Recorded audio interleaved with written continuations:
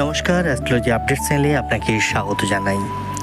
আজকে আমরা জানব কেন শঙ্খ বা শাঁখ ৩ বার বাজানো উচিত, বা ৩ বারের বেশি বাজালে কি ক্ষতি হয় সেটা আজ আমরা জানব।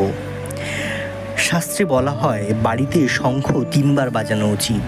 ৩ বারের বেশি শঙ্খ বাজানো কিন্তু একদমই উচিত নয়। এর কারণ হিসাবে শাস্ত্রে বলা হয় যে ৩ বার শঙ্খ বাজালে ব্রহ্মা, বিষ্ণু ও মহেশ্বর এই ৩ দেবতার সাথে সমস্ত দেবদেবীরা আমন্ত্রিত হন। কিন্তু ৩ বারের বেশি শঙ্খ বাজালে দেবের সাথে দানব বা অসুরকে নিমন্ত্রণ পাঠানো হয়। সমুদ্র মন্থনের সময় অসুররা ৪ বার শঙ্খধ্বনি করে অসুরকে নিমন্ত্রণ পাঠিয়ে জাগ্রত করা হয়েছিল, এবং তাতে কি হয়েছিল সেটা আমরা জানি। যাই হোক, ৩ বার কিন্তু বাজানো উচিত।